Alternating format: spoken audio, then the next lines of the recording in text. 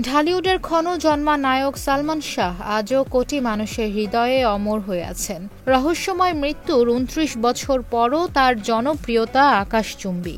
আজ তার মৃত্যুবার্ষিকীতে তাকে স্মরণ করেছেন বর্তমান সময়ের শীর্ষ নায়ক শাকিব খান।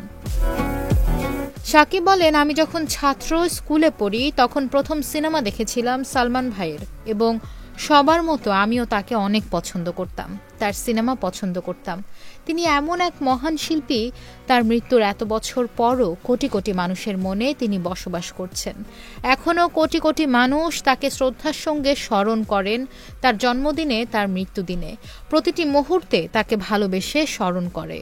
তার ভাষ্যে, দেশে ও দেশের বাইরে মানুষ নিজের মনে যে সালমান ভাইয়ের একটি পোর্ট্রেট এঁকে তারা প্রতিটি সুন্দর সময়ে যে সালমান ভাইকে স্মরণ করেন, এর চেয়ে বড় প্রাপ্তি আর কিছু নেই।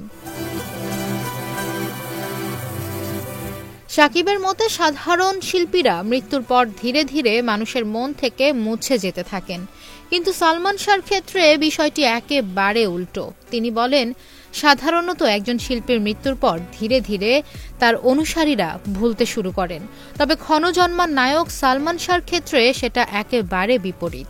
অকালে চলে যাওয়ার ২৯ বছর পরেও তার জনপ্রিয়তা আজও আকাশচুম্বী, যা ভাবলেই গর্বে বুক ভরে ওঠে। সালমান শাহ বেঁচে থাকলে ঢাকায় চলচ্চিত্রাঙ্গন আরও বর্ণিল হতো বলেও মনে করেন শাকিব খান। তার ভাষ্য, ৯০-এর দশকে চলচ্চিত্রে সালমান শাহর আবির্ভাব তারুণ্যের উচ্ছ্বাস তৈরি করেছিল। ভক্তদের পাশাপাশি চলচ্চিত্রের মানুষও তার স্মৃতিগুলো এখনও লালন করেন। তিনি বেঁচে থাকলে হয়তো চলচ্চিত্র মাধ্যমটি আরও বর্ণিল করতে পারতেন, আমরা আরও দারুণ দারুণ সিনেমা পেতাম।